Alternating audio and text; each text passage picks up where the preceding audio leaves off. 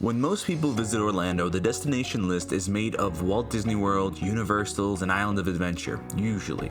SeaWorld probably sneaks in for a lot of people, but it's actually the fun spot parks that have really started to push their way into coaster enthusiast plans. A pair of small-scale parks with a handful of unique rides, headlined by a pair of wooden roller coasters. Here's my experience at both Florida fun spot parks.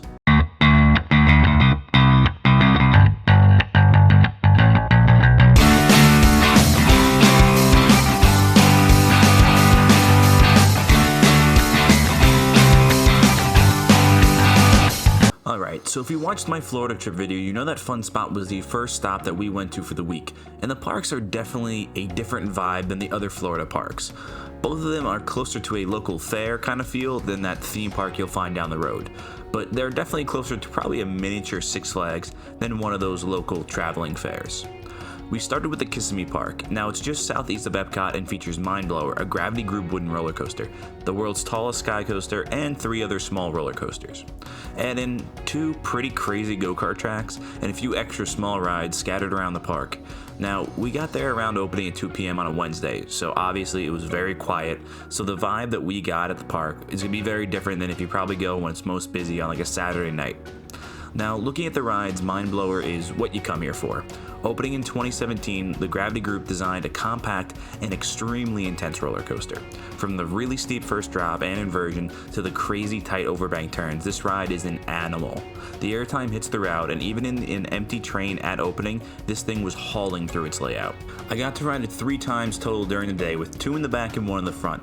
Now, I'd highly recommend both seats because it's definitely a different experience, but be warned that this is by no means a smooth modern wooden roller coaster. It rides closer to a 50-year-old ride with those intense moments that just add on top of it. It's gonna throw you around and beat you up, and more than just like adding to the experience with a bumpy ride. There are rides like the Beast at Kings Island that also beat you up, but it adds to the experience. I think the compact nature and rapid pacing of Mindblower actually kind of hurts it here. The Beast may be rougher, but at least it's drawn out and there's sections that kind of give you a bit of a breather, where Mindblower it's just back to back to back. The overall ride itself could be so much better with just a little bit of track work. If Fun Spot invests into getting some retracking to smooth out this ride that's not even 4 years old yet, it could easily rise in my opinion. Currently, it's at 55 on my overall list, which is definitely a little lower than I expected. Now, the real standout moments here are that drop and that big final overbank, where if you're on the inside seat, it feels like you're going to touch the maintenance walkway. Now, the trains themselves are actually really comfortable, and they do a great job to minimize the effects of the rough track. That being said, the biggest pothole is probably coming out of the turn following that corkscrew. It really jolts you. Now, it's jarring, so just be ready for it. If you're prepared for the bumps, it tends to make it a little more enjoyable. Moving on to the park's other 3 coasters, they're pretty standard. You have an E&F Miler kiddie coaster that sat closed on our visit, but it looks about as standard as it could be. Then there is a Galaxy Spin, which is an Zamperla spinning mouse, which was really pretty boring. It wasn't rough, but it barely spun, so it's pretty forgettable. It lands at 133 on my list. Finally, Hurricane is another E&F Miler attraction, and this was a unique feeling ride in the style of the traveling Hurricane coasters, janky but in a fun way. It's located actually off the property behind the Old Town area next door. It's got one of the sharpest turns ever off the first drop, but other than that, it's just It lands at 125.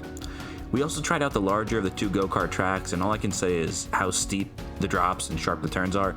Definitely makes it feel a little more sketchy than you'd expect, but it was a ton of fun. Just be ready for a different style ride than your average course. And of course, before we left, we also did the Sky Coaster. Now, it was included in our wristband, and it was so worth it. The 300-foot climb is one of the more heart-wrenching things out there, and after the drop cord is pulled, it's a good second or 2 or pure freefall. Now, I've said it before and will again, this is one of the scariest rides out there, and it's one of the few that actually get the blood flowing.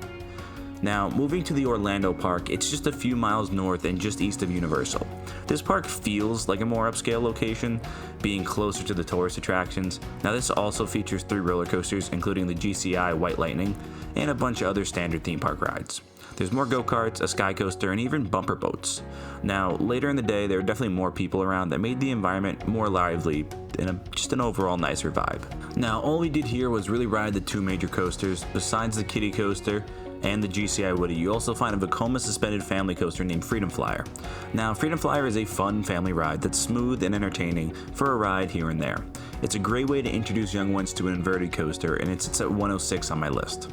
Now, White Lightning is definitely the star here, and it's the true sibling to Mindblower. While it's definitely more mild, it's got a lot going for it. It's so much smoother and more comfortable just to ride from end to end. Now, the out and back layout offers plenty of fun pops of airtime, not the strongest, but it's definitely there. Now, the best moment's probably on that double down before the turnaround. It gives a really strong pop to the riders throughout the train. The other highlight has to be the drop. It's steep and twisted, and it really gets that train moving quick.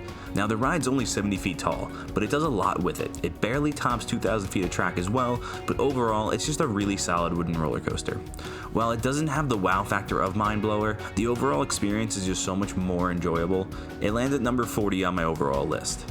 For those wondering about the small sections of GCI's new hybrid track, the Titan track on the ride, you'll definitely feel it if you're looking out for it.